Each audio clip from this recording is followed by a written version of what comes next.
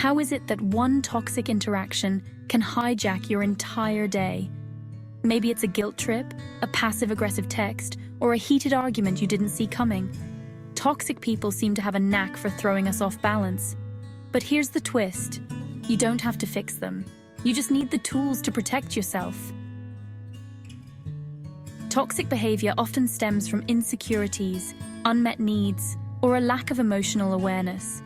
Imagine someone stuck in quicksand. They're flailing, and in their panic, they pull others down with them. This doesn't excuse their behavior, but it helps you understand that it's often less about you and more about them. Think of a coworker who constantly undermines your ideas. It's likely a projection of their own self-doubt. Understanding this helps you navigate the situation without taking their behavior personally. But understanding their motives doesn't mean tolerating their behavior. It means you can protect your energy with the right strategies. Number 1. The first step to dealing with toxicity is awareness. Toxic people often follow predictable patterns. They deflect blame, manipulate conversations, or subtly erode your confidence. Recognizing these patterns is like putting on a pair of glasses. You see the situation clearly. I had a friend who argued over everything, even which way to fold napkins. Realizing this wasn't about me, but about their need to be right, helped me stop engaging. Once you spot the red flags, you're less likely to be blindsided by their behavior, and that's empowering. Number 2. Boundaries are your first line of defense. They're not about confrontation, they're about clarity. For example, if someone consistently calls during your personal time, you can say, "I'm not available after 8 p.m., but I'd love to catch up during the day." A colleague used to call me late at night to vent about work. When I finally set boundaries, they pushed back at first, but eventually respected them. Boundaries are like fences. They don't keep everyone out, but they clearly define what's yours. Number 3. Toxic people thrive on reactions. Their arguments, accusations, or complaints are designed to pull you in. The trick? Don't engage emotionally. Neutral responses like, "I hear you," or "That's interesting," can disarm even the most persistent instigators. A colleague loved starting gossip at work. Instead of joining in, I started responding with non-committal phrases. Over time, they stopped seeking me out as an audience. Think of drama as a fire without fuel, it burns out. Number 4. The grey rock method is about being as uninteresting as possible. Toxic people feed on emotional reactions, so when you stay neutral and boring, they often lose interest. My neighbor used to pry into my personal life constantly. I started giving vague, one-word answers, and eventually, they stopped asking. When you stop responding emotionally, it's like turning off a loud radio. The noise stops, and so does the attention. By the way, if these tips are resonating with you, don't forget to like this video, hit subscribe, and click the notification bell so you don't miss more strategies to master your mind and life. Your support means the world. Number 5. Toxic people often twist situations to make you question yourself. Reclaiming the narrative by calmly stating your truth helps you stay grounded. At a family gathering, someone tried to guilt-trip me for not attending a previous event. I said, "I understand your perspective, but this decision worked best for me." It shifted the conversation completely. Reclaiming the narrative isn't about proving them wrong. It's about staying aligned with your values. Number 6. Sometimes the best way to deal with toxic people is by adjusting your environment. You can minimize their impact by controlling where and how interactions occur. This could mean scheduling meetings in neutral public spaces, adjusting your work desk to limit unnecessary interruptions, or even reducing social exposure to them during gatherings. I had a boss who loved to ambush people at their desks with last-minute demands. I started scheduling brief check-ins in conference rooms instead, which shifted the dynamic to a more structured and professional tone. Think of your environment as the stage for any interaction. When you're in control of the setting, you're more likely to guide the narrative and protect your energy. Number 7. Facts are harder to twist than emotions, making them an effective tool against manipulation. Toxic people often exaggerate, distort, or play on your feelings to get a reaction.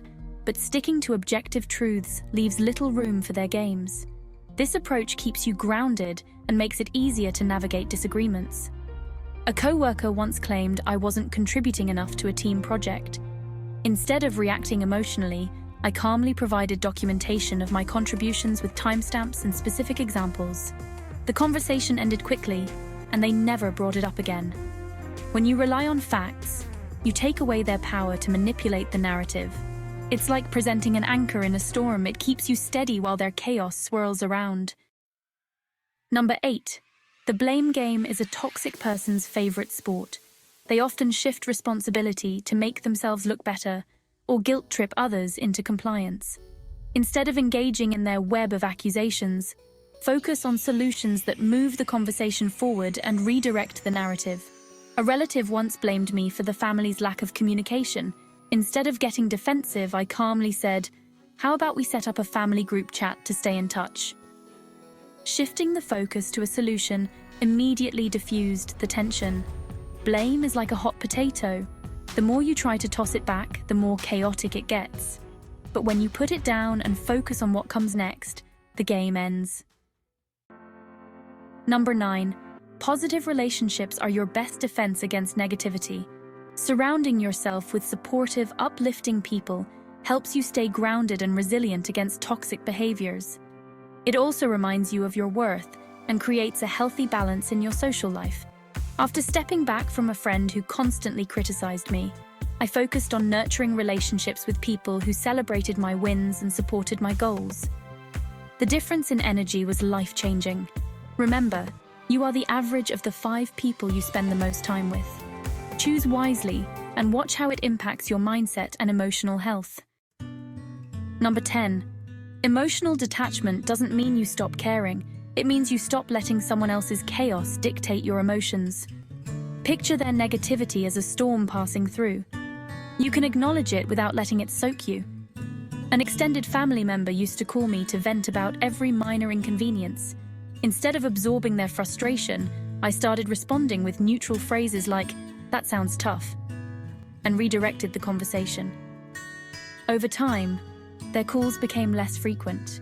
Detachment is a skill that takes practice, but once mastered, it's one of the most liberating tools for dealing with toxic people. Number 11. When a toxic person brings up a divisive or hurtful topic, steer the conversation to neutral ground. This subtle pivot prevents escalation and keeps the interaction manageable. It's a simple but effective way to protect your peace while staying engaged. A friend constantly tried to draw me into gossip about mutual acquaintances. I started responding with, "I'm not sure about that, but have you heard about?" and shifted to a completely unrelated topic. It worked like a charm.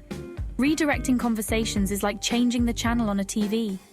You don't have to watch what's playing. You can always switch to something better. Number 12.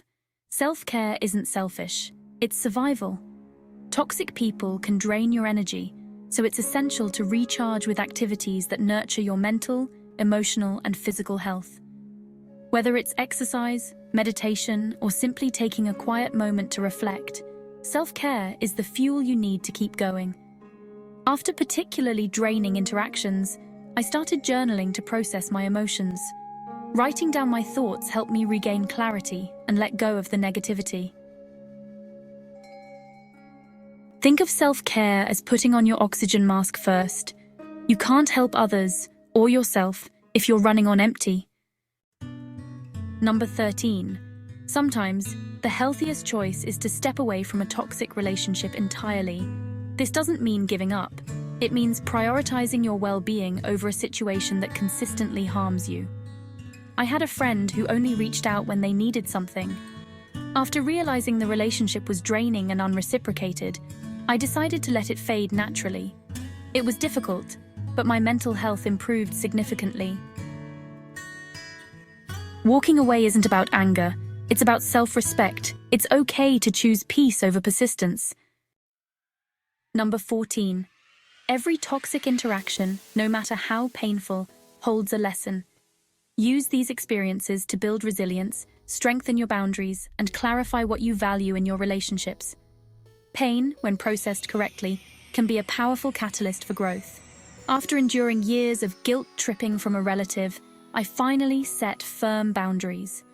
The process wasn't easy, but it taught me how to stand up for myself, and that lesson has positively impacted every other relationship in my life. Growth often comes from the toughest challenges. Don't let the pain define you, let it refine you. Number 15.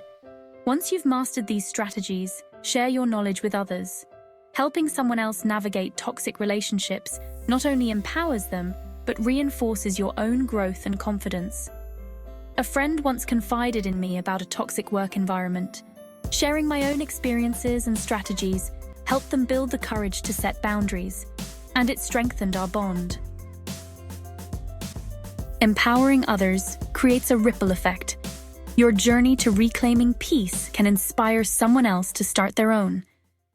Let's recap, spot the patterns, set boundaries, build your support system, practice self-care, and when necessary, walk away. The key isn't fixing toxic people, it's reclaiming your peace. Think of your life like a garden. With the right tools, you can pull out the weeds and create space for the flowers to bloom. Thanks for watching PsycKeys. Share this video with someone who might need it. And as always, stay curious, stay kind, and stay empowered.